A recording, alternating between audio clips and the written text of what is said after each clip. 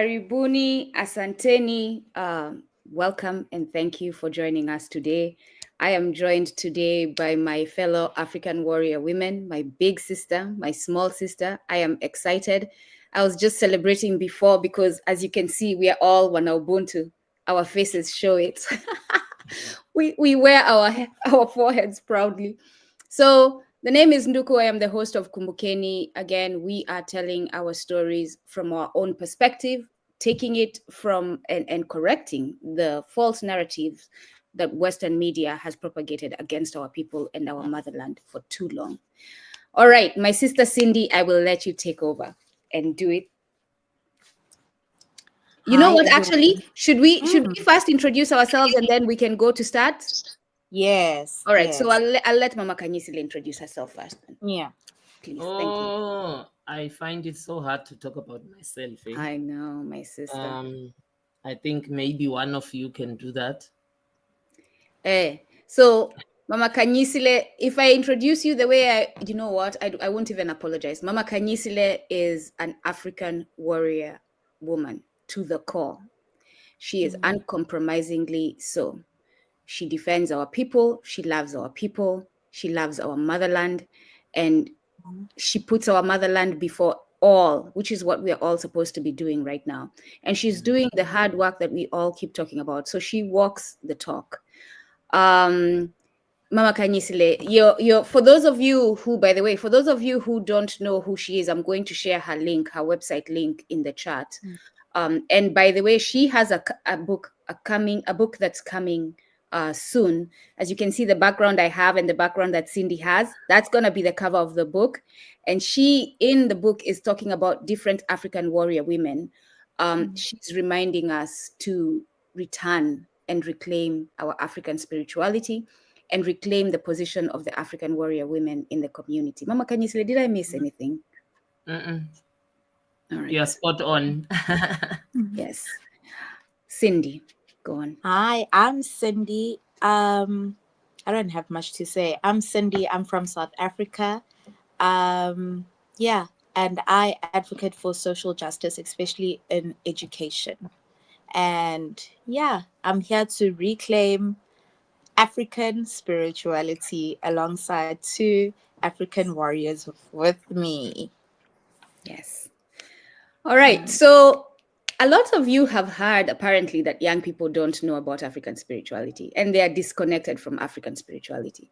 And when Mama Kanyisile told me, please invite my sister, our sister Cindy as well, I was so happy because it is good to hear from the young ones and so that they can reach the young ones and show them that there's nothing unpopular, because that's the issue we have, right, Mama Kanyisile? Because earlier in the week, we were in a space where a fellow sister, unfortunately, was implying, did not actually say it, but actually she did say that African spirituality was a non-issue. Exact words. So that is very concerning. So Cindy, please tell us your understanding of African spirituality. Well, firstly, African spirituality requires Africans to advocate for African spirituality, meaning that we as Africans need to be the voice of African spirituality because there's no one else who understands it better than us. We are African spirituality. We live African spirituality. And regardless of whatever beliefs that we have, we are still guided and we are still glued to the fact that African spirituality is in us as Africans. And in the primitive days, I think they used to say, they used to strongly believe in proverbs and they were guided by proverbs. For instance, they say, Indlela ibuzwa kwabaphambili. And that's one of the most profound proverbs because we as the upcoming generation can still utilize it amongst our daily lives. We as the young generation have an understanding. I know it's not everyone, and it takes certain bravery for people to understand and acknowledge that we are actually nothing without those who've lived before us because they actually know better than us then we then look at it at a deeper sense, or we then want to understand it at a deeper sense. And that's where social justice comes in for me, because if we look at African spirituality in a social justice perspective, we then say we do understand that there's been social suffering. Social suffering is different from spiritual suffering. Social suffering is when we actually look at things which are circular, and something that is circular is not inherent. Something that is secular, um, uh, unlike if we're looking at spiritual suffering is ontological. And by saying it's ontological, we're actually saying that it's inherent. It's generation to generation until one person actually says, enough is enough. I want to stand up and I want to break the cycle.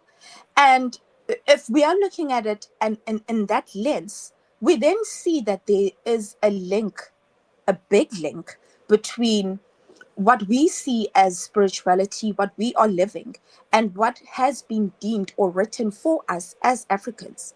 Because there are books, there are writings on spirituality, but are they really African spirituality books, or are they just written books? For example, I think the diverse books would be inclusive of some of the books that people are highly reliant on. And I don't want to mention them because I don't want us to sound as if we are discriminative. But there are books that people rely on. But are those books really advocating for African spirituality, or are they perpetuating the injustices that have been oppressing us for years and years? And with this African spirituality, we then awaken a sense of understanding and an urge to belong. Because if you do not have that fire in you that says, I want to know who I am, then you are definitely not going to go or get anywhere. And let us now just put this into an educational context. We do understand that colonization did have a huge influence on the education system globally.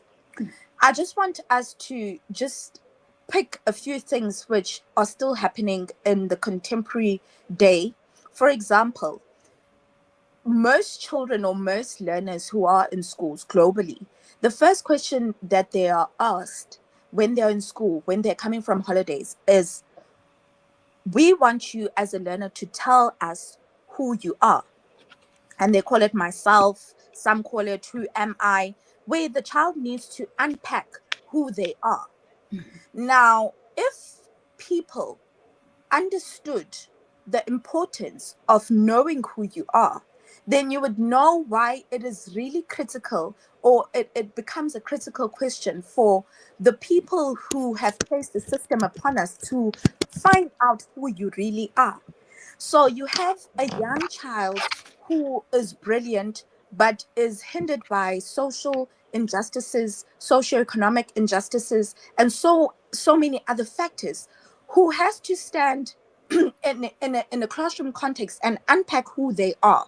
For other children who aren't coming from the same background as that particular child, and as a person who's listening to it, the question then says, what is your purpose and what is your direction? What steps are you going to take to ensure that the narrative this child has about themselves is changed? And it's a pity that not most of these schools are incorporating the African spirituality in the curriculum. And I'm not saying that it should be enforced in schools. It should be enforced as an education. Well, one day it should.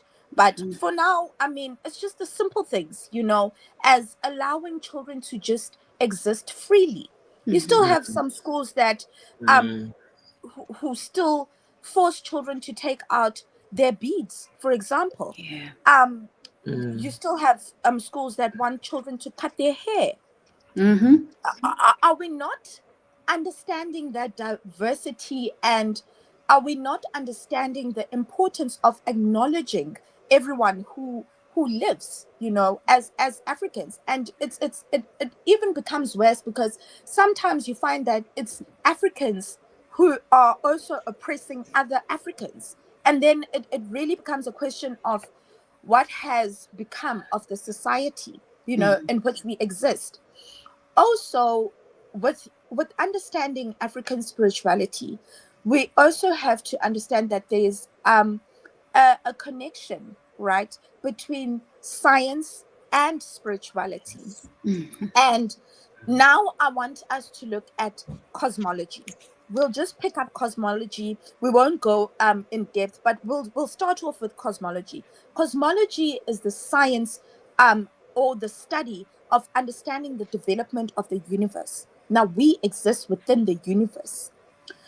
When we look at cosmology, we look at different branches of cosmology. We've got observational cosmology, whereby people are looking or studying the universe via telescopes. We've got physical cosmology. But the cosmology I want us to focus on when we're speaking on African spirituality is neurocosmology, because we as people, as I said, our spiritual, right, suffering comes from the lack of self-conscious as people, right? And if we are looking at neurocosmology, we are then looking at the mind and our consciousness as people who are existing, right? Now, as Africans, there are a lot of things in which have been told to us, by different people coming from different places.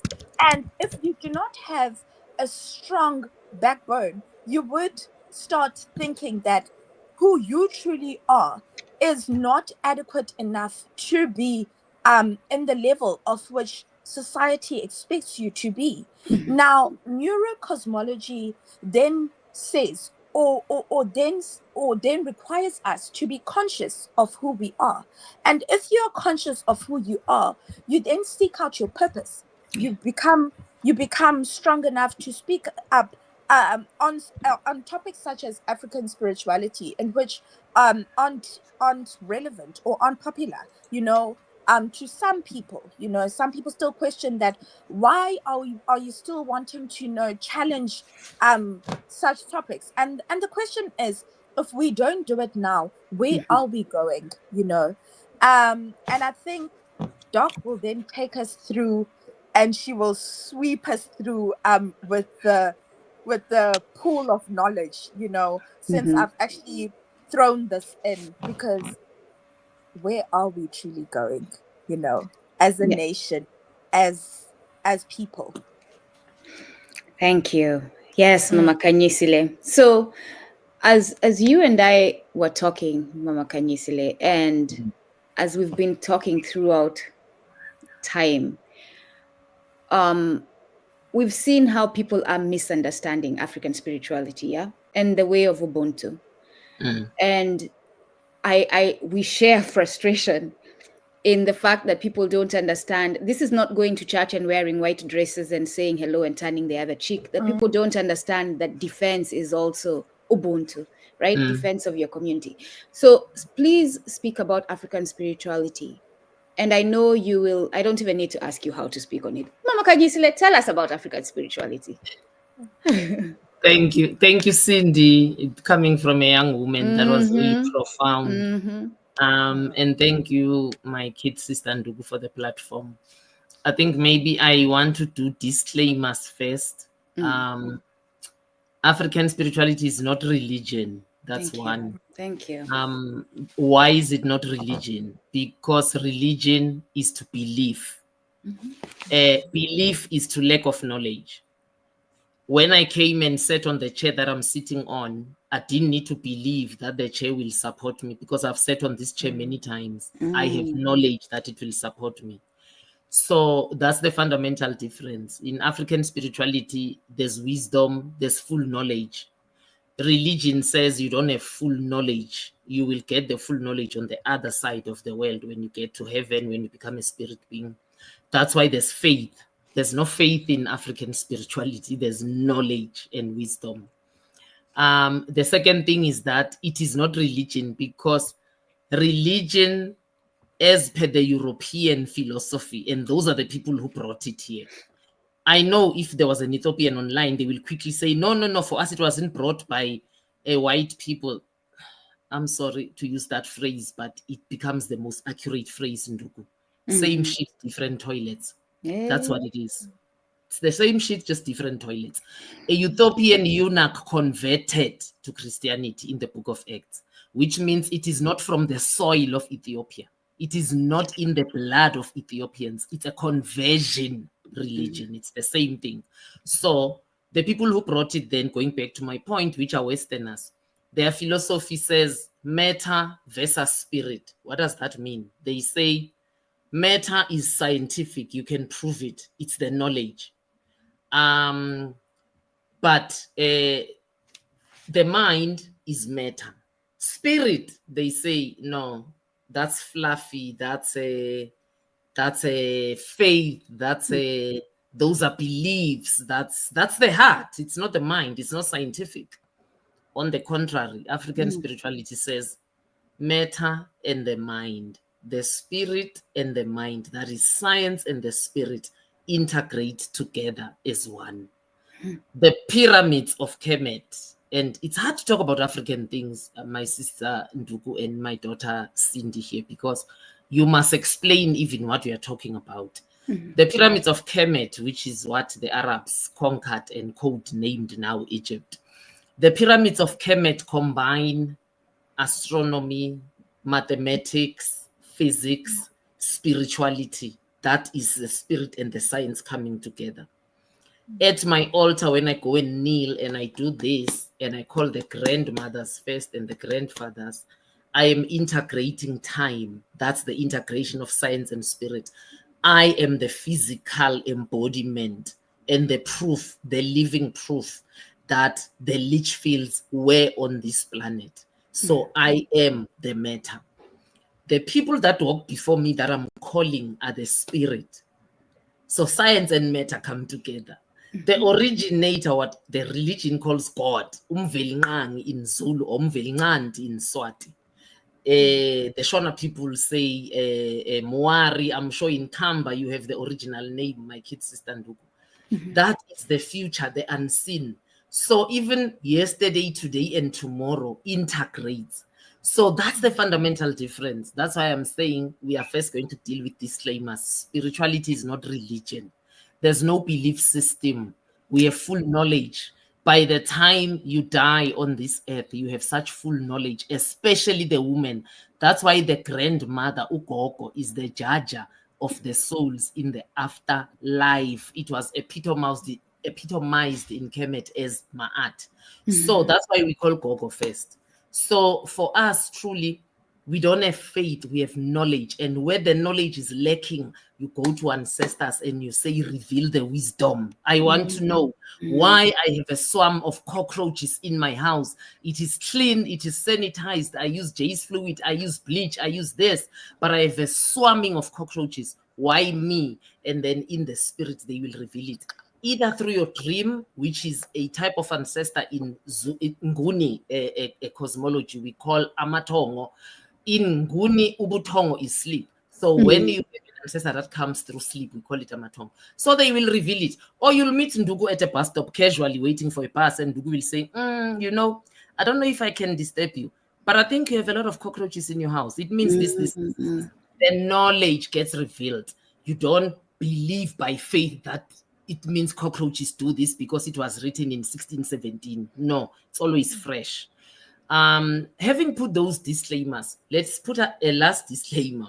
It was said in the podcast you and me attended this week on Moya by a moderately young woman, I would say, that you guys are talking African spirituality. People are hungry. People are dying. Economics. And I'm just like, if we were all in African spirituality, those people shouldn't be hungry and dying. Nope. Because African spirituality permeates everything. African spirituality is in the center, and all the other social systems are informed by it. I'll give an example. Agriculture, which is a social system. was informed by spirituality in that pre-colonially, we sat together as all the sexes, all the genders, and we said, okay, who's best placed to do agriculture? Gender-wise, is it heterosexual? Is it the LGBTQ? Sex-wise, that's biology. Is it the male or the female? We came to the conclusion that it is the woman because they have a womb, because they are fertile, meaning they can take something that has no life, like a seed, and turn life into it.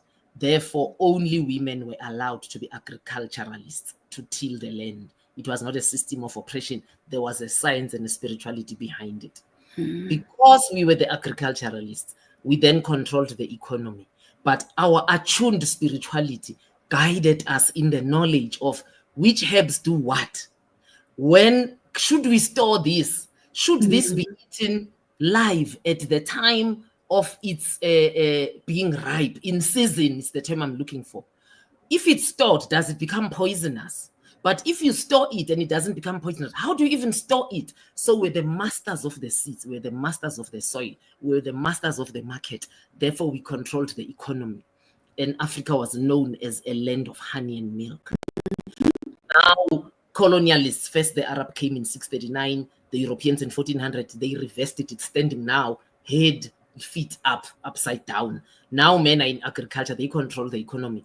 The Sahara Desert and whatever desert is here is encroaching on us every day. We are becoming a barren Africa. We're no longer the land of milk and honey. We don't have rain when first rains must come. Again, women understood what science do you need to mix to make sure that the first rains come at the appointed time. Do you understand that? This is economics. Because if there's no rain, there's no planting. If there's no planting, there's no food security. This is economics 606, not even 101. The African women knew we need to perform this towards the end of September so that we call upon the first rains. When they come, we need to do this to ensure that the soil is fertile before the first planting. This is the ritual that must be performed, combining science and spirituality. So it informed education. That's why it said, this is how you train girls, this is how you train boys. It was not gender discrimination. This is the role of a young unmarried woman. This is the role of a young unmarried man. We need to maintain the sacredness of virginity. Why? Because virgins without fail have that type of ancestor called Amatongo. They see in dreams without fail. The dreams of virgins cannot be doubted. They are 100% accurate. That's a science. That's spirituality, guys. That's an art of survival. Now, when she said, people are hungry and they're dying and you're telling us of African spirituality, I was like, okay, so your definition of African spirituality is stuck in someone consulting a sangoma. No, in the proper spirituality, we didn't even consult for those things. You fought it out at the house altar, the home altar. And every home had its own seer. By the time you go to the public to consult a complete stranger, it was more on communal things. Our cows wake up dead every September. What's going on? Or our girls are falling pregnant, before wedlock. What's going on? That we consulted for. That's public communal consultation. Personal consultation, you fought it out in your altar, and the home seer or the family seer would talk to you before you could even go to a stranger. It was not common that I'm out of employment, then I'm going to consult. I need to fall pregnant, then I'm going to consult. It's more money making. That's religion that has sipped and bastardized African spirituality. African spirituality was also architecture. This civilization that was discovered in South Africa in 2008, which is 260,000 years old, and that's an estimation, it could be far older, called Inzalo Ilanga, the birthing place of the sun. It stands on the same 33rd degree latitude with Great Zimbabwe, the empire, which is in Zim today, and also the Pyramid of Giza, which is so far in Kenya. We know that Great Zimbabwe comes after the Pyramid of Giza, but we know that Inzalo Ilanga comes first. If they all stand on the 33rd degree latitude, if the same architecture, the building stone is the same, if the hawk is the epitome of the totem in all three of them, again, I'm trying to show you African spirituality permeates far beyond matters of the originator or the ancestors, whom we call the living dead or the deities. It also informs infrastructure. If you just on Google today and you say proof of ruins, pre-colonial civilizations, which now evidence as ruins in Africa, you'll be shocked. You're spoiled for choice how many there are. We built in stone.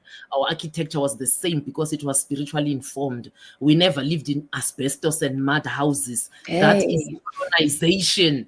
We never lived in mud houses. It is said that the Africans who were captured and turned into slaves, mind my language, I'm not saying slaves were captured.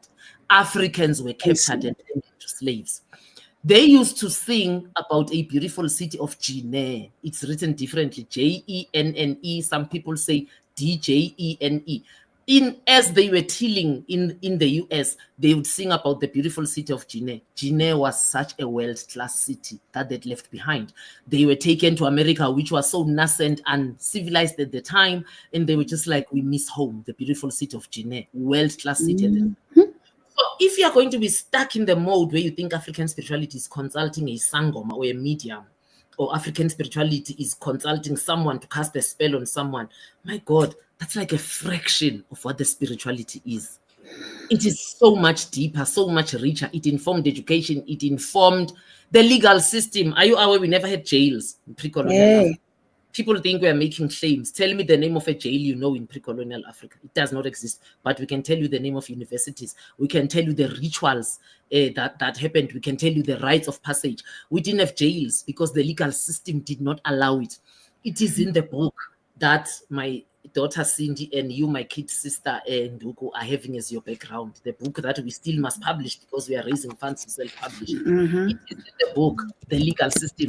In the Nguni languages, it was called Ubulungisa. Ubulungisa is not a once-off justice as the Western concept is. It's a constant act of balancing. It permeates everything. Ubulungisa said, if Ubulungisa were to be used in today's court, it would say, Kanyisile, you owe NetBank, which I do, by the way, and I have no intention to pay them. You owe NetBank. Yeah. How did that happen? Well, I was an EFF MP at the time, and I took out a loan. Okay, what did you do with the loan? Well, I was building a house in Mpumalanga. Okay. And then what happened? Why didn't you pay back?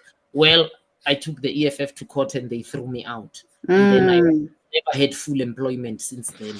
Okay. That is Ubulungisa in action. And then the judge will say, okay, NetBank, come here. When you gave her the loan, did you take out surety against the loan? Surely you are a financial institution, so you know the risks. Did you take out a loan? They will say yes. When she defaulted, did you claim from the insurance? Yes, we did. So what the fuck do you want? You got your money back. What the fuck do you want in this court? You got your money back. You want to get your money twice.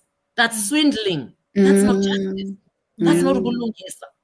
So if you're going to sit here and be stuck with the concept of African spirituality as consultation for good luck, my God, that's such a bastardized. That's like saying Christianity is what the born-again fraternity is doing now. You know, eating rats live because the pastor said so. Drinking paraffin because the pastor said so. Would any Christian allow you to define that as Christianity? They'll throw their toys in the air. They'll be mad at you. Well, I'm mad at you too if you're going to reduce African spirituality to consulting or Inyanga. That's not what it is. African spirituality permeated the healing, the health system. That's why we didn't have cancer, we didn't have diabetes, we didn't have all these diseases that have come with capitalism and neoliberalism because we ate from the soil. African spirituality told you this you can't eat at this time of the day even. It will tell you. Women, because you have wombs and your fertility, you can't eat this. You should eat this. You should eat. My God, African spirituality is just, I don't even. So much more. So much more. So much more. So let's break it down, Mama Kanyisile and my sister Cindy. And we'll go in that order as we did because Cindy, as the young one, is newly introduced, right? Newly reclaiming, and Mama Kanyisile as the elder is much more grounded. And an elder, not just an elder through age, but an elder through experiencing and being in community with African spirituality for years. So let's talk about the ancestors and the role of the ancestors. You know, I said to, I was working somewhere and I told the lady who claimed to be an African, or at least fighting for African people, Black people, African people. And when I said to her that I do revere ancestors, she came with a whole Jesus this and Jesus that. So let's talk about as if, right? While Jesus is an ancestor that they are praying to, the irony is just astounding. Anyway, let's. So is Ellen White for the Seventh-day like Adventist. seriously, these people, and that's why I get frustrated, and I am no longer accommodating stupidity, and that's what it is. When you come at me and you're touting Christianity and Islam and you're not embracing African spirituality, that is stupidity. I am not tolerating anymore. I'm not giving grace anymore. Go get someone else to give you grace. So let's talk about the ancestors now that I have vented. What is the role, Cindy, in your understanding of the ancestors in African spirituality in our community? Okay, well, for me, ancestors are there to guide. And without guidance, you aren't going anywhere. So they inform a lot of decisions and a lot of actions that happen, from birth, actually, before you even born, because before you even born, there are decisions, and agreements that are made upon your life, that when you are here with us, you have to ensure that you fulfill. And I think you know what, a lot of things, like we said, colonization has ruined a lot of things. And I think most people are familiar with Dr. King's speech. The speech says, I have a dream, Now, ancestors communicate. That I have a dream is not just I have a dream. When you have a dream, when you're bothered by a dream will come today, it will come tomorrow, it will bother you until you actually address it. And that I have a dream is not just I have a dream as in a vision. It's beyond a vision. It's I have a dream. The ancestors communicate with us, the living, through the dreams. So that I have a dream was communication beyond what we as living people understand now. Because if you listen to that speech was by an African, and I'm very proud to say African, an African American, African spirituality will come out in different ways. That I have a dream. That I have a dream is one of the most popular and most global speeches that ever existed. And that's because you can't silence African. You can never silence an African. No matter what you do, it will come out. I don't care how you want to suppress it. You being African will show. It will show one way or the other. And for Dr. King, it showed through the dream, and for many of us, it shows in different ways. And unfortunately, you then are given a name of being rebellious, because you are not Conforming to what they want, you then become rebellious. And if you're not going to accept that title, then you are going to lose. You are going to lose, because African spirituality requires you to be brave. And the role of our ancestors is to instill that bravery. It is to instill that courage in us through the guidance that they give us every single day. So I think for me, it's guidance. The role of our ancestors, especially in our society, is to provide guidance, just to ensure that we are taking the correct steps and the correct measures, in addressing the things, the challenges that we face and we encounter every day. Whew, I thank you both, my sisters. I am feeling, and this is African spirituality, right? We say you feel goosebumps, but no, it's a spiritual connection between all of us. And it's beyond just the three of us here. It's spiritual connection with those who are listening to us and those who've gone before us. Mama Kanyisile, please talk to us about our ancestors and their role in our community. So the popular English description, I think, which is accurate, is the living dead. And my daughter Cindy is right. They serve as guides, like angels serve as guides in religion. Why are they best placed to guide? Because they were human before. That's why we call them the living dead. They lived before. So they know the trials and tribulations of this life. Deities, on the other hand, some of them could have been human ones, but not all of them, which is why the role of guiding is given to ancestors, because without fail, you become an ancestor because you lived once and then you passed on.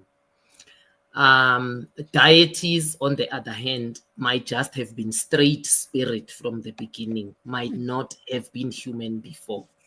Having said that, I need to just put a quick disclaimer, especially for the Southern Africans who are listening.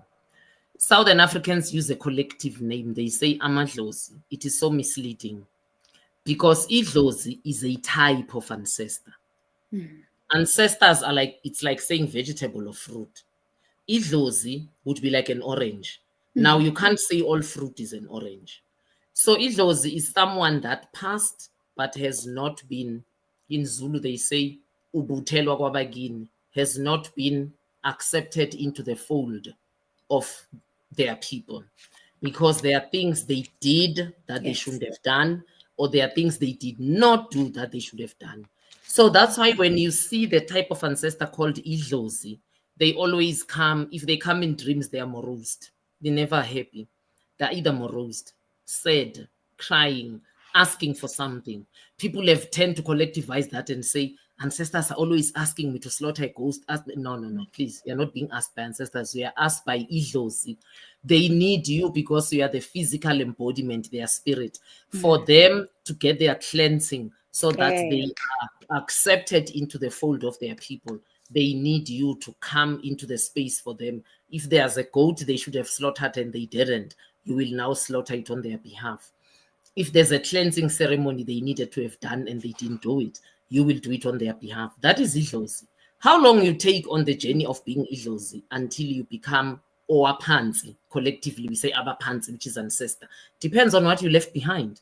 Yeah. Some people take 6 months, some people take 10 years, some people take 40 years. For some people, you will live your whole life and die, and they're still stuck in being Idlozi because there's so much that they didn't do. I mean, imagine someone that became born again at 14 and they died at 80, still born again. How much did they not do? Never did any ceremony for any of their kids. Never did. They buried people, never did cleansing, never brought them back. We call it Ubuyisa Ekhaya in Zulu because there's a particular plant you use to bring back a person that has passed into the home where they lived, so that they are a spirit that lives within you. So that is Idlozi. You have other types of ancestors. I alluded to a second one, which is Itongo, the ones that come through dreams. I know I don't have that type of ancestor because my dreams just go haywire. I mean, my dreams are never straight. Sometimes I don't even remember what I dreamed, and half the time I don't dream. So I don't have that particular one. So you have different types of them, and I think that's a podcast on its own. So I don't want to give people too much information on this one. Just remember those two for now. So ancestors lived before. That's why they're best placed to guide you. Once they are no longer Idlozi and they've become Abapansi, depending on the category that they are, they don't need you. You need them. They are there to minister luck to you, fortune, guide you, as my daughter Cindy said, show you the way, show you the evil that you are doing, show you the evil of the people you keep and you think are good. Now they are there to just really be messengers of your life. Those are ancestors. Those are ancestors. There's something that I remember just now that I thought I'll talk about. Suppose it will come to me in terms of ancestors. Yeah, but I think I'll stop there for now. Those ancestors. Remember, above ancestors are deities. And above the deities is the originator. The balance, that's why African spirituality, it is not religion. The balance is that originators in African spirituality are hardly disclosed. So like for Zulu people, the originator is Umvelinqangi. As I say, for Swati people, is Umvelinqangi. Today, because of Western influence or religion influence, they will say he. And I always ask them, how do you know? How do you know? We never carved them. We never painted them. We don't have a picture of how they look. That's why when Arabs and white people came through Islam and Christianity, they actually thought they are laughing at us. They called our originators the absent God. They're like, these people are not in your lives. You live more with the living dead, with ancestors and deities. Well, I like the fact that they're not in our lives, by the way. It's a plus and not a minus. They trust us so much that they've given us enough science and spirituality as stewards on this realm called the earth, that we shall be able to mix the two and survive. They don't interfere in our daily lives like the Christian religion. Let me not attack Christianity only, like the religious gods do. The religious gods give you a mind to think and free will, but they will judge you on the choices that you make. Here, you are allowed to make the choices. You're allowed to make mistakes. That's why you have cleansing ceremonies for mistakes that you have made. That's why if you passed on and you have not done those cleansing ceremonies, as Idlos, we can do them for you. Yes, I remember what I needed to talk about quickly to continue explaining ancestors before I give it back to you. I like our languages. See in Zulu, when you greet me, you say Sani Bonani. This thing of Sawubona, of personal, is actually colonial. I hope Zulu people know. We are plural people. We used to say Sanbonan even if you're talking to one people. Yeah. Sanbonan is plural because translated literally, Sanbonan means I see you all. What am I saying when I say that? I mean, I see you, but I see the people that we are working with. So I see you all. I like the answer of the person you say Sanbonan to. They say yebo. They say yes. Yes, you are seeing me and the people I work with. And then you will go back and you will say, Ninjani, how are you all? I like the answer. Hey. They don't say, I'm okay, I'm well, I'm whatever. No. They say, Sikona, we are here. Yeah. We are here. We are present. So they are present through me. And then you take that to when you no longer see them. When that person we are greeting has passed on, what do we say in Zulu? We don't say they are dead. We say they have set. Like we say with the sun, Bashonile, they have set. Because we know they are in another realm that we are not seeing. Now we are no longer saying Sanibonani, we are no longer saying Siyabona, we see you. We say you've set. Because we know when the sun sets for me, as it is in South Africa now, it's going for 8. If it is, it's going for 8 at night. I know where you are, Ndugu, it's still daytime. So the sun is set for me. Still exists, yes. Yeah, the sun exists and it's still for you, it's alive. So when a person passes on in Zulu, that's why we say Ushonile. They've said it doesn't mean they haven't risen on the other side. So they are in a realm that we are not seeing. That's why the greetings say we see you, because we still see you at that time. When we no longer see you, we know that you've said. We are not seeing you, but you are real in another realm, just like the sun. You know, I didn't eat physical food before I started this, but I am being fed right now. Well, I am being fed in ways I can't even explain. So let's talk about African spirituality and what we understand today to be politics. The aspect of politics in African spirituality. My sister Cindy, what is your understanding of African spirituality and the politics in African spirituality? Well, again, African spirituality is the centerpiece of everything. And if it is lost, then there will be so much instability. And the same applies in politics. Politically, if a nation, well, I'll use a nation deliberately, and I won't be specific, because a lot of nations go through various, issues, or they encounter a lot of issues. But I will just make one, I think it is one common example. A lot of nations have went through war. And because of the war, there are certain procedures that should be followed after warfare that a lot of these nations have ignored, or a lot of these nations do not want to address. And as a result, it will then affect their nations politically. Their nations won't become governable. the nations will become rebellious. There will be a lot of corruption, and they'll be affected with a lot of things because they are not pure or they are not cleansed. So it then becomes a problem globally, because if there's instability in one nation, it is going to definitely affect other nations as well, you know. So African spirituality does actually require cleanliness. It does require us to be pure, and it actually requires us to recognize all the injustices that it really requires us to acknowledge the injustices that we've encountered and to actually address them. But if we fail to address those injustices, then we will not have stability at all. So that is one of the biggest problems. And I think a lot of people, again, do not want to recognize African spirituality. And as a result, it's a continuous cycle because people are afraid, or even if they're not afraid, it's how the information is being delivered. I think we are slowly innovating, or we are slowly, I don't know, we are slowly growing African spirituality, and we are slowly just making people realize that just because there's African spirituality doesn't mean that you should be closed in an indumba, and you can embrace your own African spirituality in your own way. It's not everybody who has to be, you know, in indumba, closed off, you know, seeing people, you know, or consulting with people. And that's what people are afraid of, you know.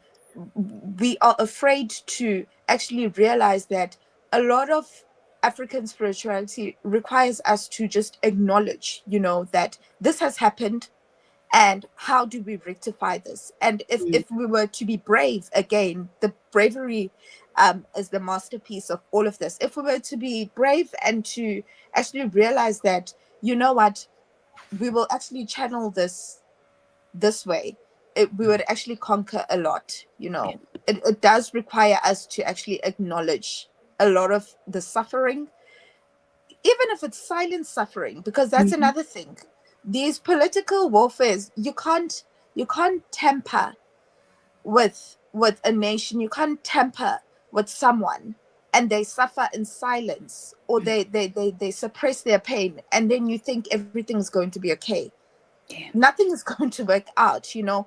A lot of these injustices are also silent, as much as we do hear about a lot of them. But what about things that have never been spoken about, you know, or they are still being covered, you know? When are those things going to be addressed? And until we can actually be brave enough to actually go back, you know, and say, we actually are ready and we actually are prepared to rectify these injustices in a way that will appease, because that's another thing. We need to ensure the way we are doing things is the way that we were born to do things. You know, we're not just doing things without guidance. However we're doing them, we need to ensure that it's still the way that they should have been done from the onset, you know. So I think acknowledging African spirituality in the political sector is very imperative for stability in a lot of nations. Yes. That's it for me. Yeah. And I'm glad you gave that example. Mama Kanyisile has spoken about that before when talking about the Zulu warriors and the ritual that they had to go through before they came back to the community after war. Mama Kanyisile, the political aspect of African spirituality. So I don't know if I would call it political, because the definition of politics for me, who've studied politics, is that politics is life. So I would rather choose the word governance, because we have shown how it permeates education, infrastructure, health, agriculture, law. So let's look at how it permeates governance. The point of departure, because it's informed by spirituality, is equity. Pre-colonial governance was instituted to uphold equity. That's why the law of war, which is a facet of governance, because it has to you defending yourselves, said that you kill under absolute necessity. And if someone was already down and disempowered, disarmed is the word I'm looking for, and you continued and killed them, that's no longer killing under war, that's a crime. And you would say, oh, but it was in the frenzy of war, nobody saw me. No, governance was based on equity. That person becomes a type of ancestor called Umdawe. I know in South Africa, they now teach that Amandawe are ancestors of the water. Wow, ancestors choose to come in any form. They can stay in the water, they can stay in the wilderness, they can, but that's argument for another day. But Amandawe are people that you need to cleanse. It's people your family wronged in one way or the other, either in your generation or the past one or two people. As long as they have not been cleansed and reconciled for the wrong that you did to them, they become a spirit that is anti-progress in your family. I don't want to say evil because they are not evil. In terms of equity, they have a right to wreak vengeance upon you because you are the ones who wronged them first. But once you know who Yomdawe that you need to cleanse is, and sometimes even if you don't know, if you consult a person or you meet Nduku again at a bus stop casually and they say, I see that you guys don't progress. You know, all your kids don't get to university. They drop out. Oh, no, they do get degrees, but they just can't get employment. And they all give back to kids at home and their fathers run away. You actually are haunted by a spirit of Umdawe. Do a cleansing. And the person will tell you, I also don't know which generations ago, but there's someone you wronged who has not cleansed. I love African spirituality. As Cindy was saying, it's creative. You will then perform that ritual and say, we don't know who you are, we don't know in which generation, but we cleanse you, we ask for forgiveness. Once you do that, they become part of you. Now they become part of the family ancestry, actually. And they work so hard for that family's progress. So that's governance. That's how war governed, equity. African spirituality and governance also said, which gender is closer to the spirit world? Because everything is informed by the spirit in pre-colonial Africa. And then it was decided, it's actually the women. Therefore, it means we cannot exclude them in governance. Okay, let's say we're a patrilineal community, as Zulu people were patrilineal. What does patrilineal mean? It means heritage is by the firstborn male and the kids take the surname of the father. That's not patriarchy, guys. You know, I always say this and I say people should invite me to unpack the four. Patriarchy, patrilineality, matrilineality, and matriarchy. The four are not the same. So that's patrilineality. Those are the Zulu people. So people would say, okay, then what's our governance system? Because we are patrilineal, heritage is by the firstborn male. Does it mean women are useless? No. They cannot be useless. The older people would say, pre-colonially, they would say, no. Those are the people closer to the spirit. Those are the people with wombs. Those are the people with Inimba, a name I've never found, actually, you know, in the other African languages. Maybe it exists. The nearest I could say is it's not a physical, it's a metaphysical thing, Inimba. All women have Inimba, whether you've given birth or not. Inimba is hearing that happens in your womb as a woman when you see suffering and injustice. That's fear in African spirituality. So the older people then would say, no, we can't. Just because we are patrilineal, we can't relegate them to property of men because these are the people closest to the spirit world. Then they would come up with a clever thing and say, okay, we know we have home altars, which we call Umsamo in Nguni language, Zulu-Xhosa-Ndebele and Swati. Okay, so it means we need a national one. That is a governance system. So who sits on the national one? It is the Queen Mother. And I always rush to say, even the term Queen Mother is an insult because the proper term in Nguni language, again, Zulu-Xhosa-Ndebele Swati, Indlovukazi or Indlovukati, means much more than that. It's not just the woman who gave birth to the king or the queen. It is a woman who embodies such spiritual prowess that they have a right to sit at the altar and intercede for the whole nation. That's why when things went wrong, we didn't ask the ruling monarch who would be a queen if it's a matriarchy, or a queen if it's matrilineal, or a king. If it's patrilineal, we never had patriarchy, so that example I won't give. So we would never go to them and say, what's going on? We would go to the Queen Mother and say, but have you really been listening properly to the ancestors at the nation altar? What have they been saying? Because, I mean, our defenses are weak. We are getting nowhere. There's anti-progress. What is really going on? If you look at Eswatini today, which is the only surviving monarchy, if you look at pictures in every government house, the Queen Mother sits on top, the king underneath. It is not the king that sits on top. They are not a patriarchal society. They're a patrilineal society, which means women are in charge of the spirit. They are not relegated to being the property of men. That's a government system that says, you have a womb, you have Inimba, so we are going to assign with the most precious thing of this nation, which is its spirituality, its culture, its survival, because the national altar was about the safety and security and the survival of a people. That's a governance system. You would also then say, what was the governance system in terms of seasons? The governance system was that we work with nature. That's why our year started at the end of September, 23rd of September, because that's when winter ends and spring ushers in. That's when the first rains are about to come. So we perform the rituals for the first rains. When the first rains have come, we have another ritual. Now the first planting, first harvest, last harvest, full moon. You know, we had rituals for girls when they turn into puberty, boys when they turn into puberty, marriage, whatever. Those were all the governance systems. You killed someone accidentally. What does the governance system say? Okay, we take you before the reigning monarch, whether they were king or queen, depending if you're matriarchal, patrilineal, or matrilineal. We take you before they issue the physical part to say, okay, our law says if you kill, you are killed. That's the physical part of the law. But then they will say, okay, what does the Queen Mother say? That's the spiritual. What does the spiritist? Because every matriarch, whether they were king or queen, they reigned with a spiritist who always heard from the ancestors. They will say, you Queen Mother and you, the spiritist of the nation, what do you say about the crime they committed? They will consult, and ancestors will come back and they say, we think they shouldn't be killed. These ones need restoration.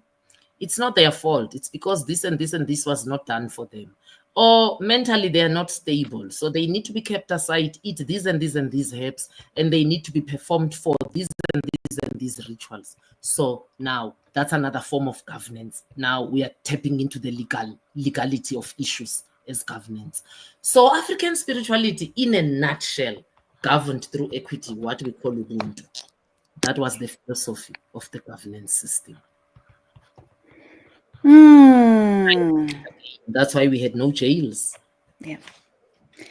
So, hold on. Please feel free to put your questions in the comments for those who've joined us, and thank you all for joining us. Asanteni sana. This is a journey for all of us, and this is not just something that you're tuning on YouTube or Twitter to listen to and walk away. You must go and implement, because as we continue to speak, we will see why it is essential that we reclaim our African spirituality. And you must start implementing today. One of the things, as you were speaking, Mama Kanyisile, I was thinking of before we go to one of the questions in the audience, is as you were talking about needing to heal or repair what our ancestors have done, I see a lot in my family that might be coming from something that happened in the past. And and especially because I sat with my father and my uncle last year when I was home, and they told me, intentionally asking about our history, our story, our family story in time. And there are some things that my ancestors did that I think could have caused harm. And the thing about learning this is that now I'll be intentional when I do meditate, sit with my ancestors and center or stay in silent enough to connect with my spiritual center. When I do that, I will reflect intentionally on that. Yeah. The fact that something must have happened in my family's past that needs to be repaired, and what can we do to repair it? So this is the reason why we learn, so that we can implement, so that we can do better. There's a question for both of you. Sorry, just before you go to the question, another very important part of governance that I forgot is ecology. African spirituality informed ecology. That's why we didn't have global warming. That's why we didn't have meat that was genetically modified or plants that were genetically modified. We ate organically from the soil. And no one needed to come and teach us that. We knew that because it was informed by the wisdom in the African spirituality. The adage for ecology in African spirituality was, let thy food be thy medicine and thy medicine be thy food. That's why we were not big on taking external medication. We didn't have a headache and you pop up a Panado. When you had a headache, you found out, what herb can I chew? Did I drink enough water? Did I sit at my altar enough today? Maybe I just need to go and sit under a shade. Maybe the sun is too much. I've internalized too much heat in my body. Ecology was very central. And I think that today, to deal with global warming, we need to tap into the pre-colonial ecological knowledge that we had to deal with soil, with the texture of our soil and to keep it fertile, but also to ensure that the rains come at their appointed time. That was part of the governance system.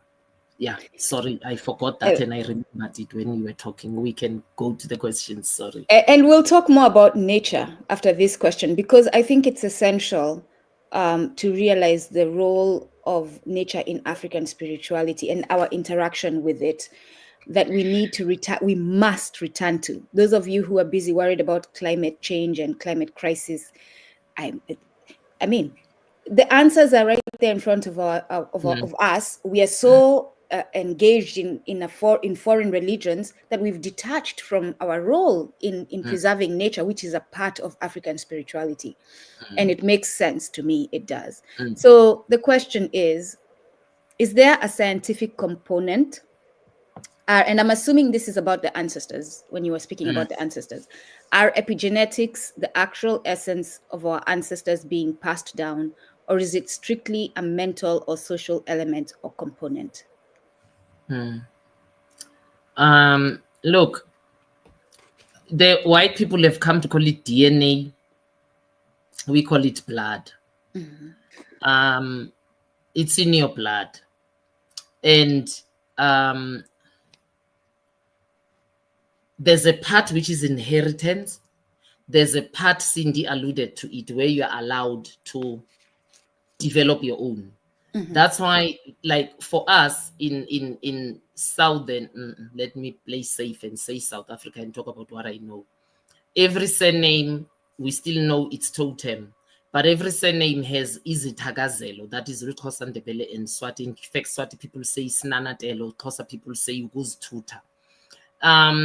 It's so almost like a history of your people, but crafted into a poem that can span 15, 20, 30 pages, depending if you still remember. We have a name for it in West Africa, but continue, I'll remember.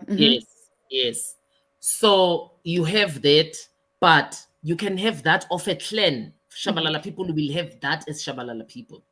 But a Shabalala person called Mbongsen, like my husband, will develop their own. So now we differentiate. We say clan is Bongo, and we say is Bongo's Gambongsen, that's personal. As Gambongsen will now be based on the exploits that he does.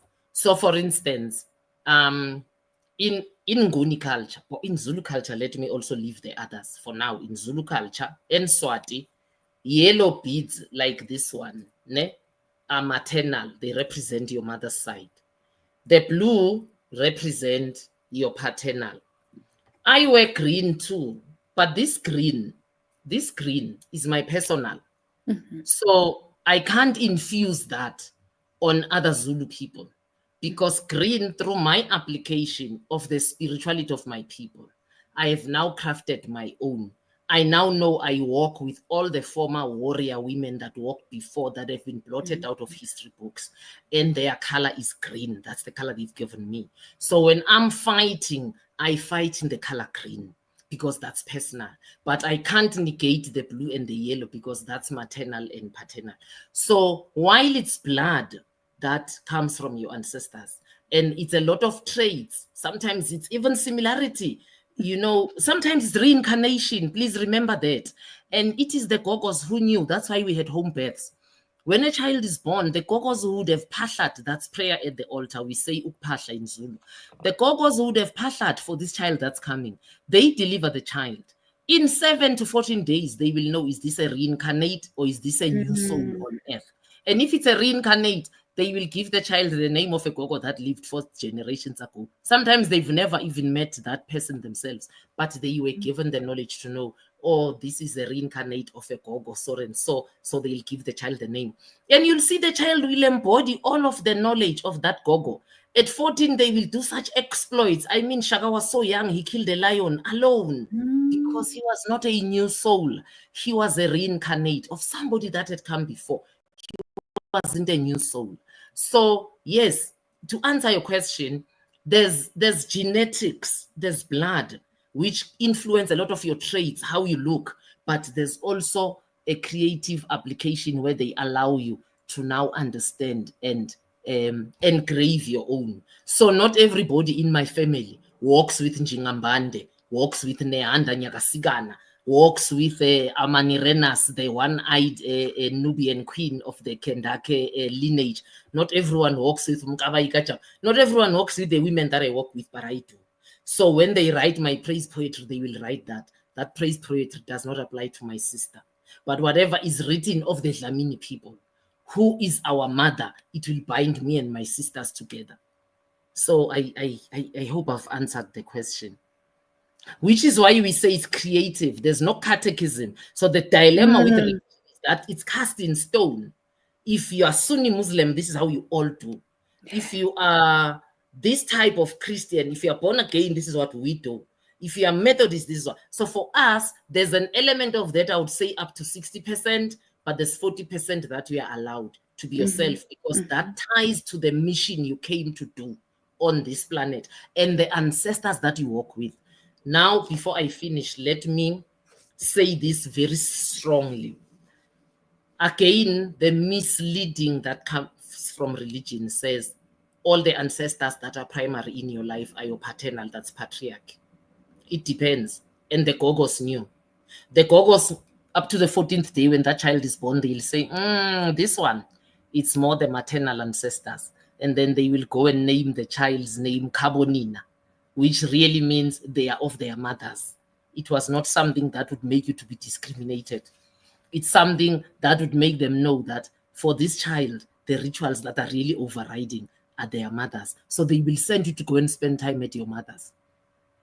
And they will not suppress that maternal spirit that is in you, because it's not about competition, truly. It's just about who are you bringing forth with from the other world when you come forth. Is it more your paternal or your maternal? Or is it a balance? For some people, it's a balance.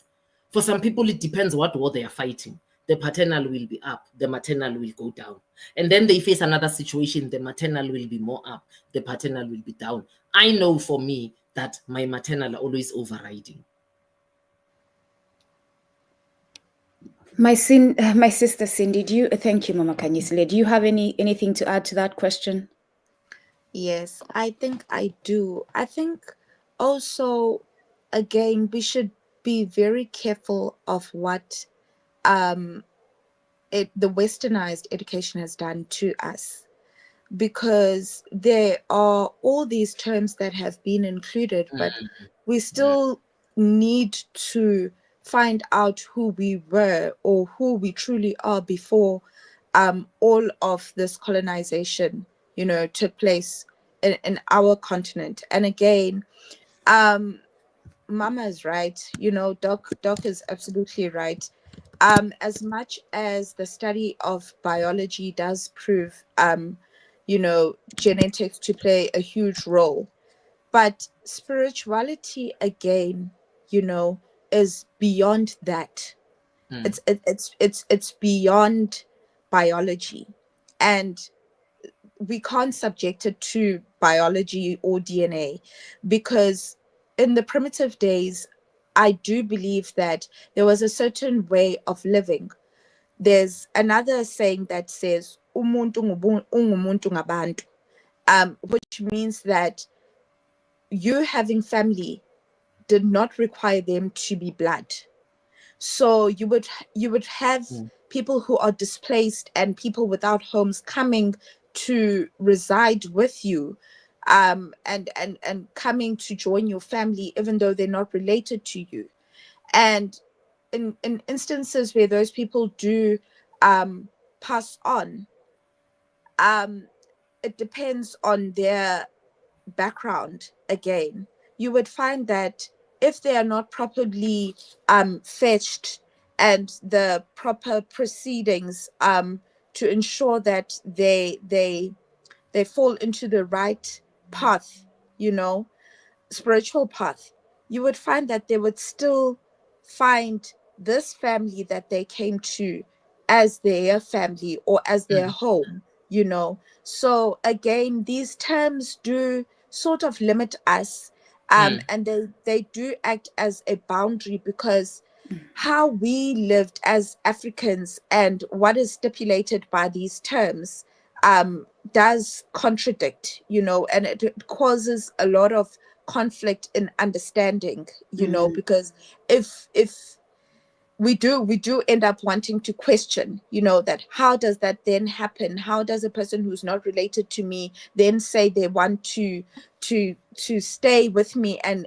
come back as an ancestor? And it depends really on how you lived, that role the person played in your life when they were living with you, even though they weren't related to you, even afterlife, they'll still want to provide guidance. If they came to this house and if they came to your family and provided guidance, and you were attentive to what they were saying, you paid attention, to what they were saying, they will still believe that even after, despite being related or not, they'll still feel like they still play that pivotal role in your life, in guiding you, in protecting you, etc., etc. So DNA, yes, but there's a lot of humanity that African spirituality is aligned to.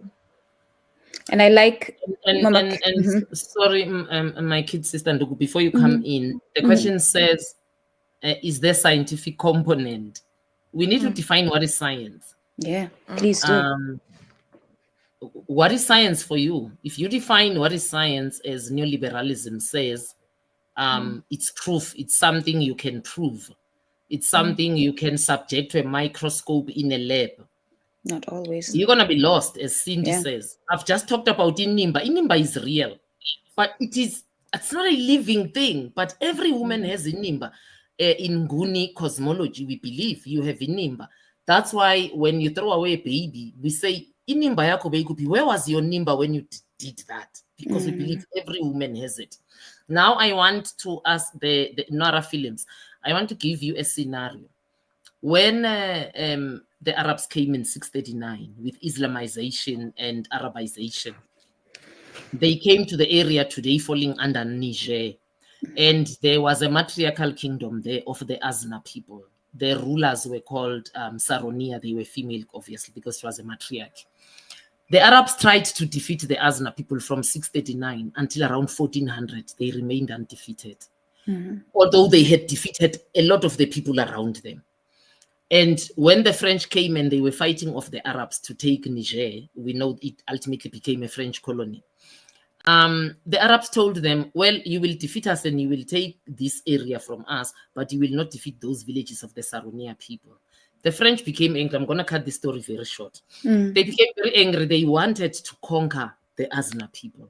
So they went to war. The Saronia that was alive then was Saronia Mangou, Mangou. They went to war with her. It was a stalemate. They removed their forces from the West Africa front, as they called it, whatever, at that time, because they were fighting many wars to conquer the whole of West Africa. They removed all their gendarmerie and amassed singleness of purpose, amassed all the forces here to conquer these women, which they did. They were going to behead her. But the agreement was, when we behead this queen of yours that you are telling us is your spiritual leader, you are all going to force convert to Christianity, because we would have showed you that our God is bigger than your God.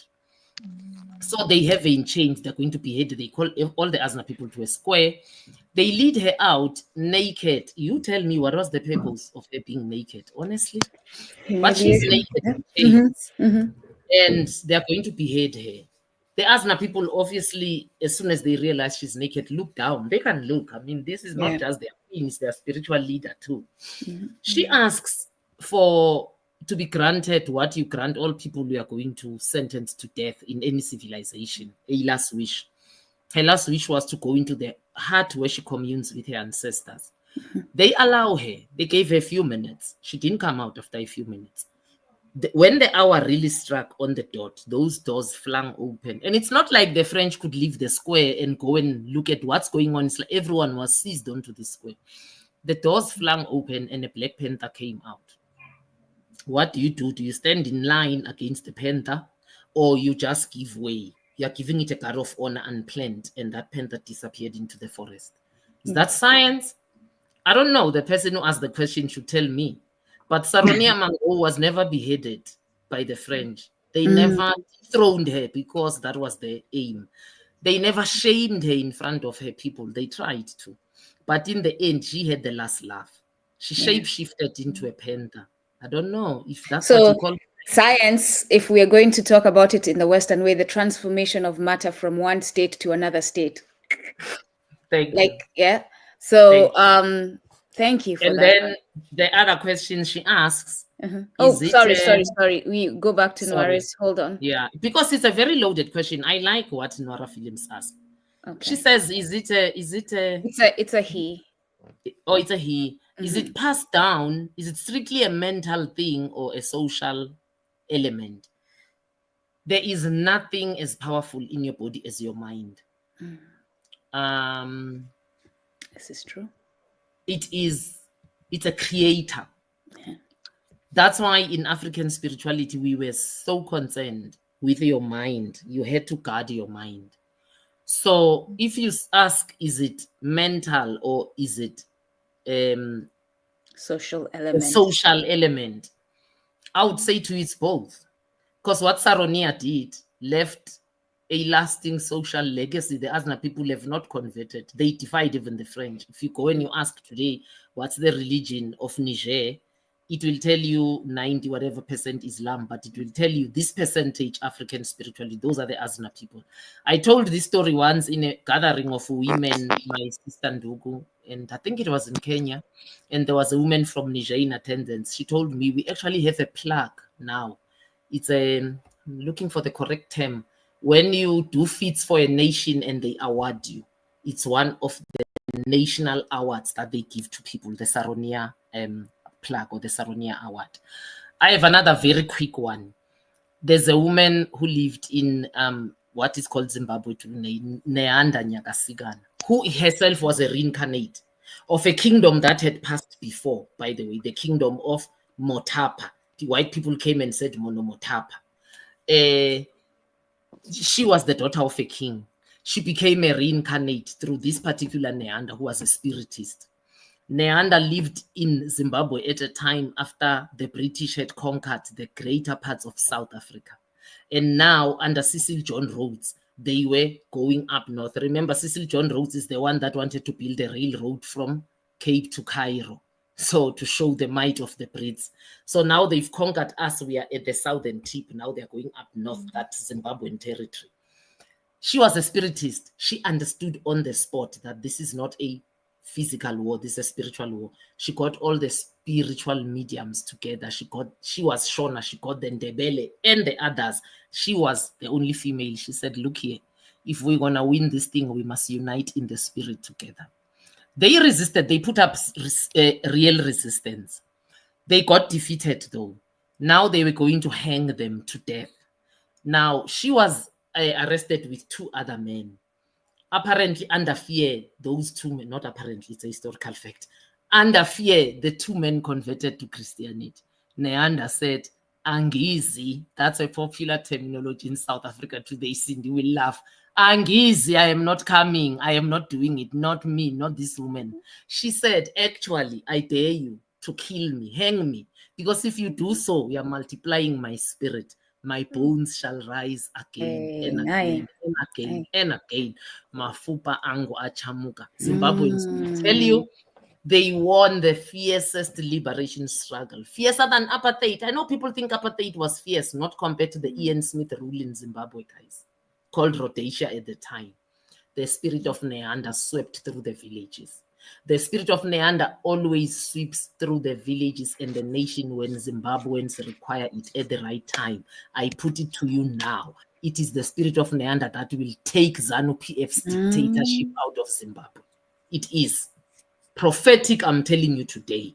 It is Neander that will take them out because they are not governing for the benefit of Zimbabwe. Zimbabweans are in exile all over the world instead of being such a beautiful and fertile country. The agricultural basket of Southern Africa, it was.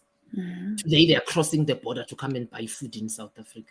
The spirit of Neander will arise. Watch it. They must count their days. So I'm not sure. They said it's a he. Noara Films. I'm not sure if that is science, but for me, that's science enough. How did she know? How did she know? It's interesting as you tell this story. It reminds me of a what do you call it? A story my father, in Kikamba we call them mbano, right? Mbano, they are like recitals. My father used to tell us, we had this thing where in the weekends every now and then we'd just get on the bed and he'd tell us mbano, right? Recite. And there's a story about a young boy who had a beloved bull, and while he was away, the family slaughtered his bull. And he comes home and finds out that the bull has been slaughtered, and he's upset. And he goes where the bull was laid and cries and cries and cries. And the bones of the bull come together and it comes back to life. So whatever that story was, but it reminds me of that. Now I'm starting to see things that happened in my childhood, stories that were told by me, by my parents, in a much deeper way. All right. So the other question, other than, we have like 4 questions, so we'll go through them quickly. But do not hold back on explaining or where you're guided by our ancestors because of time, please. Other than the forced, coercing, social conditioning in colonialism, from ethnic cleansing to food safety incentives, please touch on ways our African spiritual systems were spiritually compromised. Well, for starters, they were turned into religion. People now have originators whose gender is predisclosed, who are males. We have replaced women from leadership of the spirit world. Men are in charge because that's what religion dictates. We no longer observe nature holidays, first rains, last rains, first harvest, last harvest, first new moon. There is such energy and importance attached to a new moon. You are listening to me. I'm not saying full moon, new moon, when the moon has died and has restored herself back to life. New moon. And that's science too, Mama Kanyisili. That's science too, yes. Because we feel it in our body. I'm feeling weak. I'm feeling strong. I want to sleep. Go on. Yeah, the new moon makes you very tired because it was a time when we retreated from all form of work. Yep. We were in festivities. The new moon meant festivities. We celebrated that we've seen a full month and we are alive and we are grateful to ancestors. We also have, that's a difficult one to explain. We live under false leadership. You see, Cyril Ramaphosa, President of South Africa, is of the Venda nation. I don't call them ethnicities or tribes. That's insulting. These were fully fledged nations. But they were downgraded so we can be molded into these false nations called Kenya, South Africa, Nigeria, etc. Anyway, so he's of the Venda nation. Do you think that he has a right to preside over Zulu ancestry, over Sotho ancestry, over...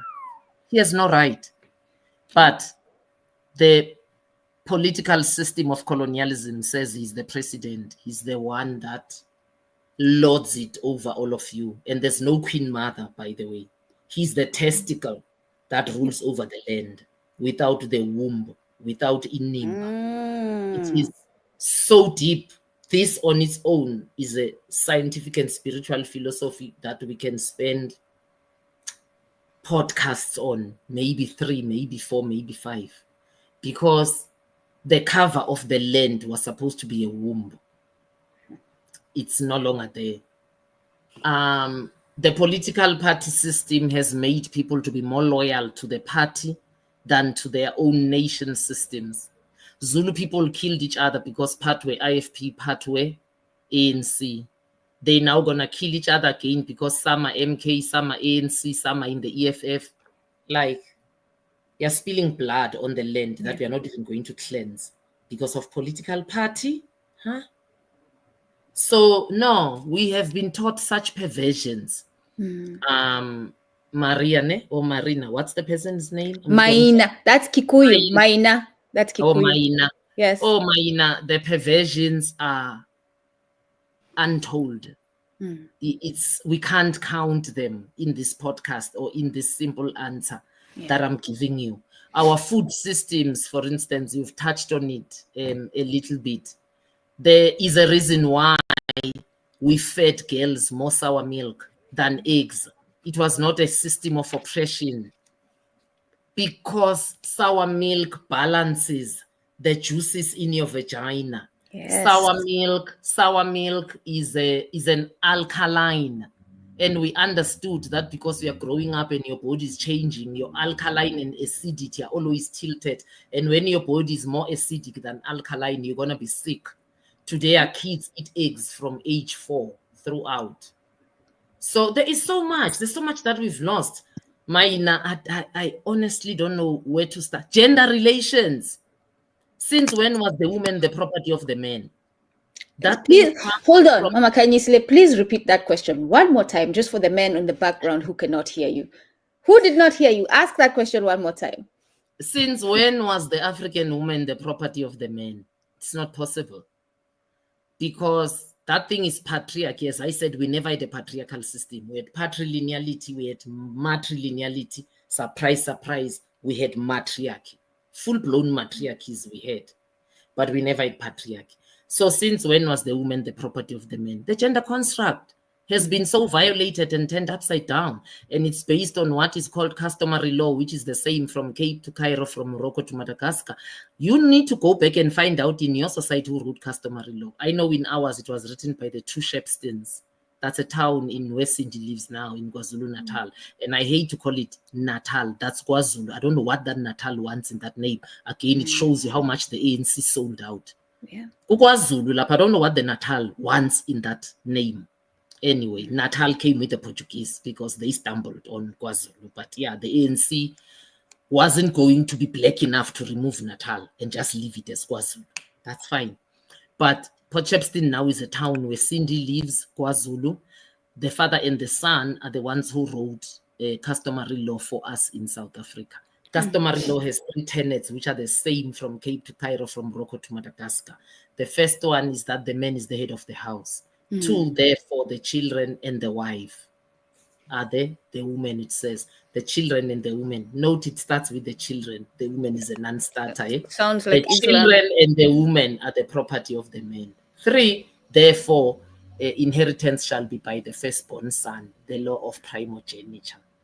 So that's another bastardization and violation of the gender construct. So no, Maina, in my book, I actually have a... I was about to say...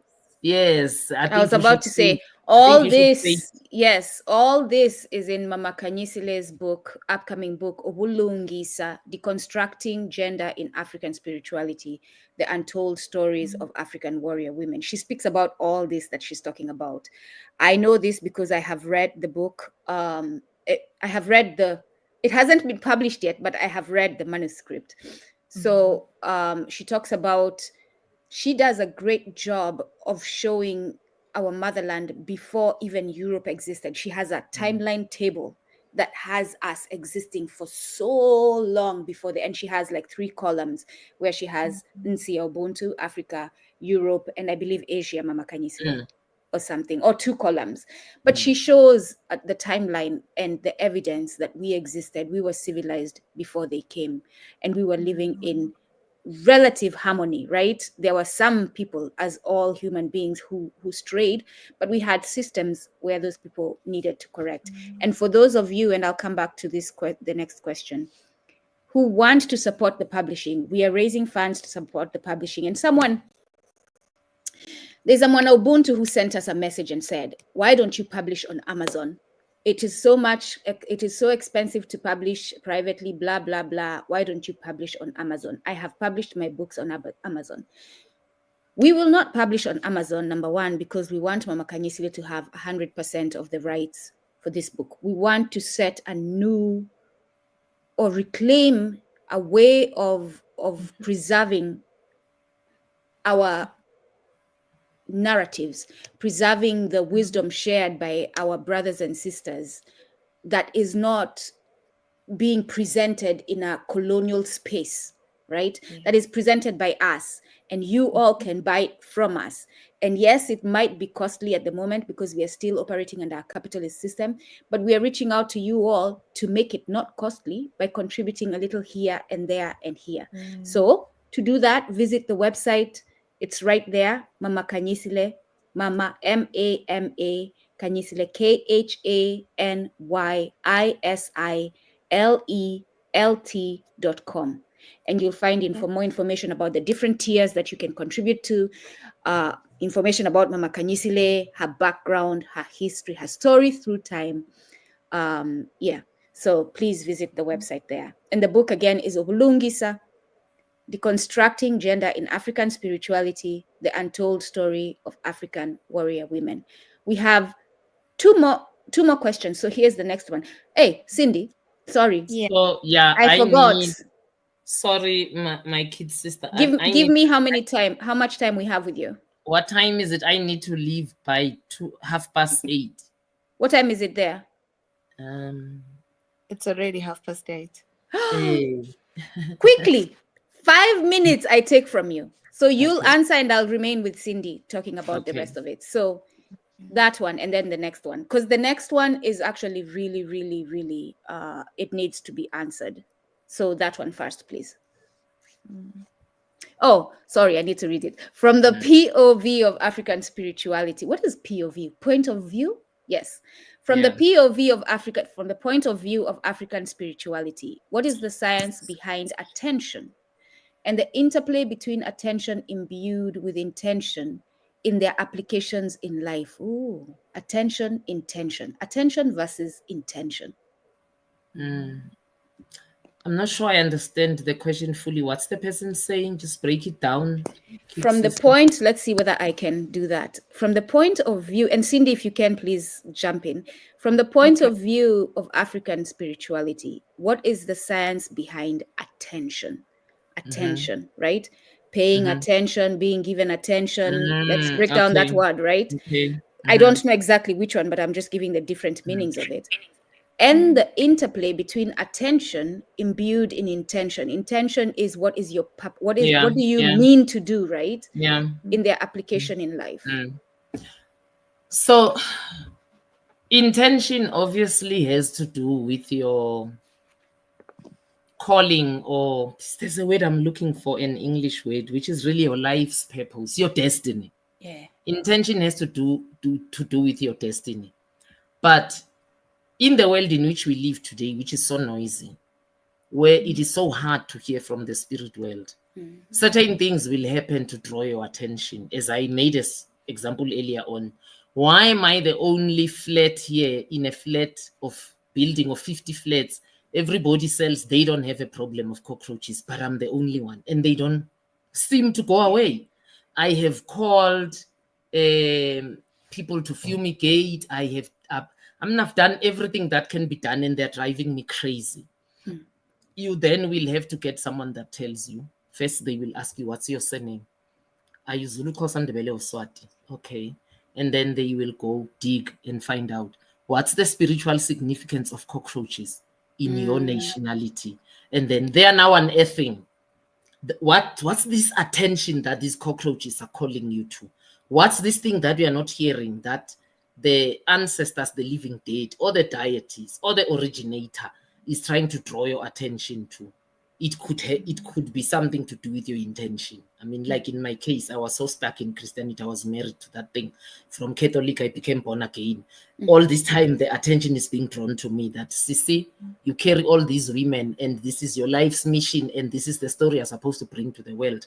No, but I'm stuck. Then I changed from born again to being the nation of what? It's not even the nation. These people where we say all Africans were Israelites. We come from the you are one of that, Mama Kanyisile. Yes. It's not Jesus, it's Yeshua. Because I'm running away from my calling. So an original Jew. Yes. Attention until the attention came to a point of everything is taken away from you. Yeah, when now we you're being were so reduced. lost. Yes. Now you're being reduced to nothing. That's attention. So I think in pre-colonial Africa, because the world was quieter, you could go into a forest and just lie down and listen to the birds and hear the river.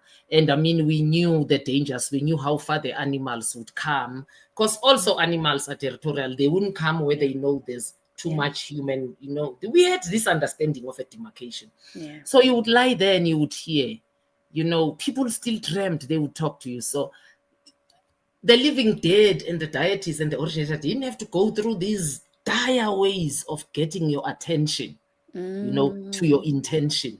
Today, people lose everything because truly they are running away. They are not listening, or they are not listening. Sometimes they're not running away. They are truly not hearing. We live in such a noisy world. Can you believe people sleep with their cell phones on their chest? On. Messages buzz through the night. They come. The first thing they do 3 minutes after waking up is look at their phone.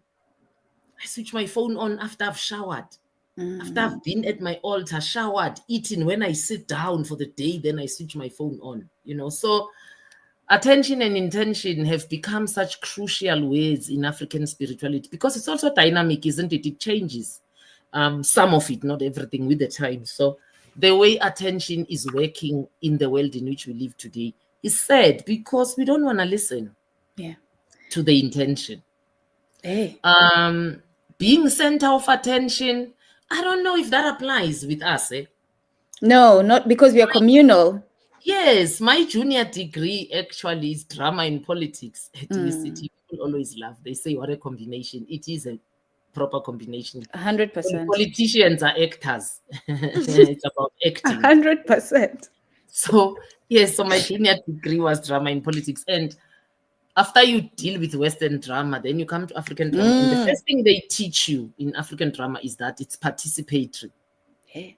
When Hugh Masekela is on stage, we stand up, we sing together. I see the West have now copied it in a way. You can see it's actually very big with African American artists. They give the mic, they say nothing, you sing. It's participatory.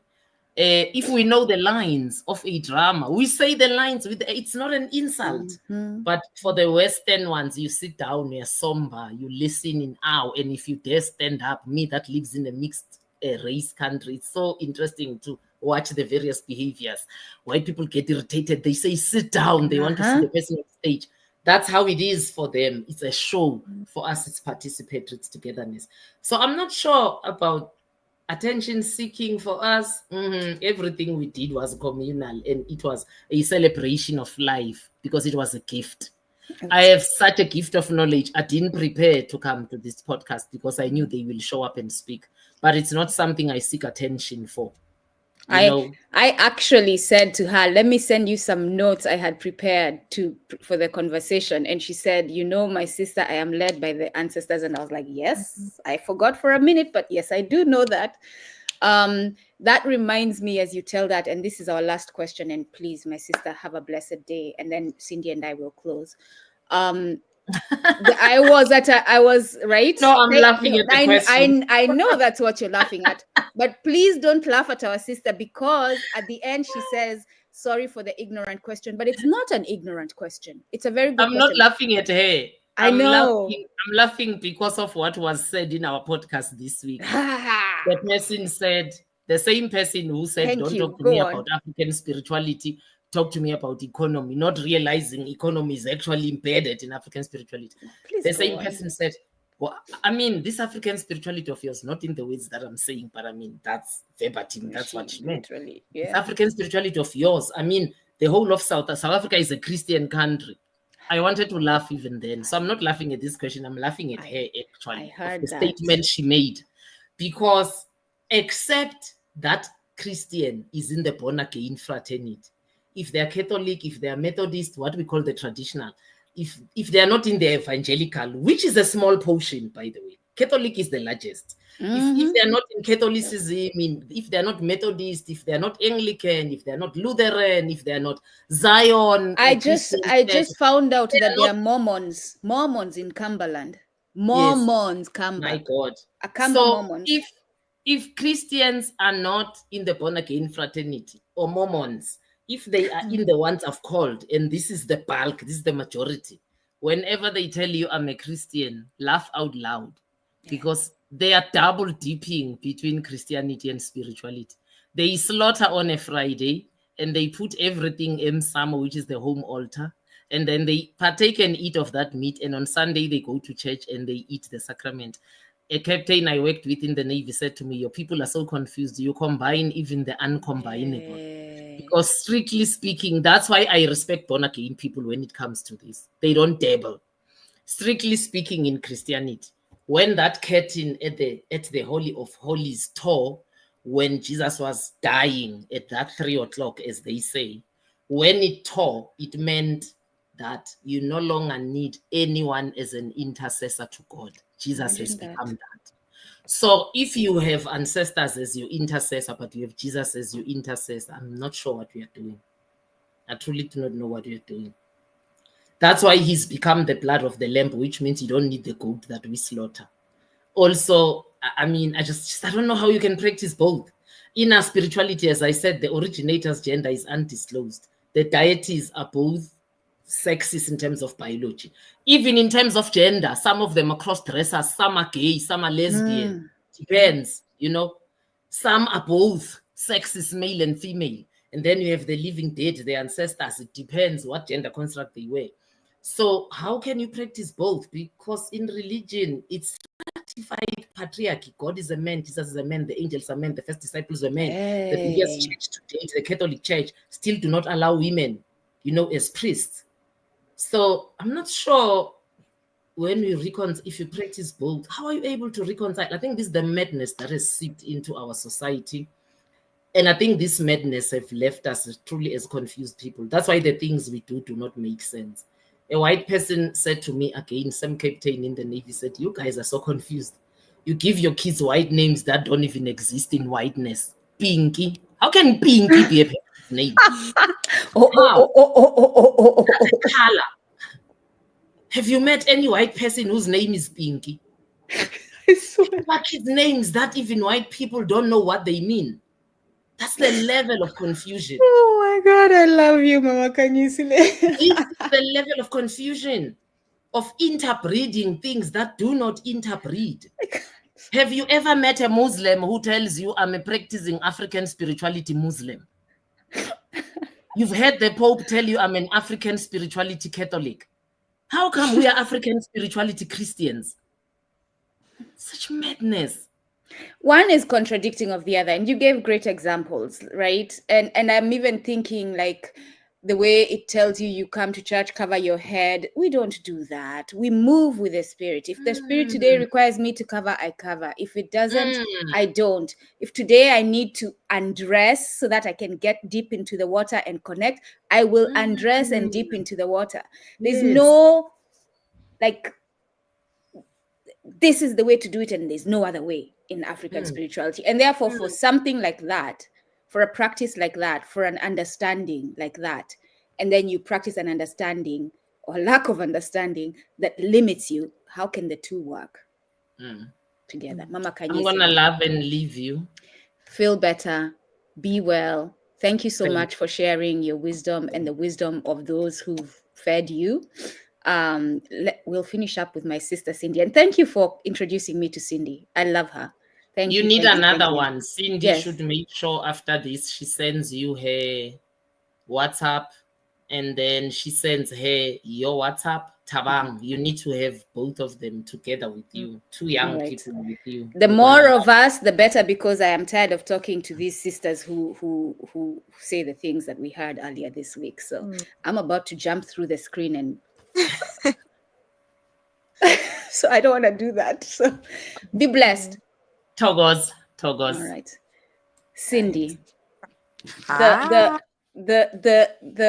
The remaining part, let's do 5 minutes of you just speaking about everything that Mama Kanyisile spoke of, the questions that we had and everything, please. And just to remind you all, Cindy is a young African warrior woman. So, and she, you know what? Why am I speaking for you? Cindy, are you embarrassed to admit that you believe in African spirituality and that you're reclaiming it and grounding yourself in African spirituality? No, not at all. Not at all. Because as we explained earlier on, that it is the centerpiece, and we actually rely a lot on our ancestors to provide guidance, as to how we will behave and how we will live through life. So without guidance, we are lost, and we might find ourselves in danger, not protected if we fail to follow the instructions, and we might even find ourselves in trouble or lost, So African spirituality does provide some sort of guidance and protection, and it also restores our values, values and principles that have been lost along the way.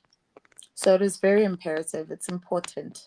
Yeah, it's very important. Yeah. And is it more important to? And I don't know why I'm asking this question, but please just speak on it. Is it? So what are we? Because I'm thinking, I was trying to bring the question from: is it more important to please your friends and fit in, which is a ridiculous question, but still necessary to address. So I'm trying to figure out a better way to ask it. What is the consequence? Like, what are we risking truly by not reclaiming our African spirituality? Like, what is, what's the word? What's at risk here? Yeah. I think you wouldn't want to risk not having an identity. There's nothing as important as owning your own authentic identity. And you wouldn't want to risk living a life that you don't understand. And I think that is a lot, there's a lot of young people who have fallen into the trap. And unfortunately, I don't blame them. If you have been introduced into one way or one method of living, you don't find the reason or the value in actually understanding who you truly meant to be. And this is where the guidance that I was talking about plays the role, because because sometimes we also want to blame our societal or our socioeconomic backgrounds. We want to say that they've influenced a lot of how we have turned out to be. But if along the way you do find people who do instill and do remind you of the important values, that you need to carry throughout your life, you will survive as a young person, because you will be able to distinguish right from wrong, and wrong from right, and you'll be able to follow your own authentic voice. That's another thing. As a young person, it's very important to reclaim your own authentic voice, meaning that you are firm in the decision that you make, and that decision that you make will not be influenced by any other person. So you're not afraid to lose people who aren't in alignment with who you are, and you're not afraid to be labeled or stigmatized or even cancelled, because you want to fit in, so we reclaiming your voice is important in African spirituality. And reclaiming African spirituality is a journey, a lifelong journey. It's not a one-day process. It's lifelong. And I think if you are attached to your purpose, then it can be carried out gracefully. You know, you won't have to deal with a lot of difficulties, because you will be following the instructions which are bestowed upon your life. I like that you said that, because as you say it, I'm picturing how I've been approaching it. And you're right. If you are grounded in your purpose, it's going to be much, much easier to reclaim. And in that way, we are saying to confront the challenges you encounter as you're reclaiming African spirituality. You will get the privilege of answering this question. It's asked to all of us, I guess. Do you believe that Ubuntu represents African spirituality or can be applied as such? Please elaborate. What a beautiful question. Indeed. Baruti. Mm-hmm. Baruti, yes, I do believe. I think when we started off, I did mention that umuntu ungumuntu ngabantu, and Ubuntu restores a lot. I think I'm not sure where Baruti is from, but Baruti is within the United States, but an African descendant. Yes, I'm WanaUbuntu. Mm-hmm. Okay, yes. So, have you ever just encountered a situation where you've wronged someone mistakenly, and before they can just lash out to you, you just apologize, you know, before they can actually just retaliate to whatever you've done? Have you ever seen how that humbling yourself and acknowledging that you have made a mistake just changes the entire perspective of the situation? And Ubuntu is just that. Ubuntu is realizing that without another person, whether they've lived before you, whether it's a person who's living within our era, or our era, realizing that they are just as important, is what represents African spirituality, because we need each other at the end of the day, and that is what Ubuntu entails. It says you are nothing without the next person.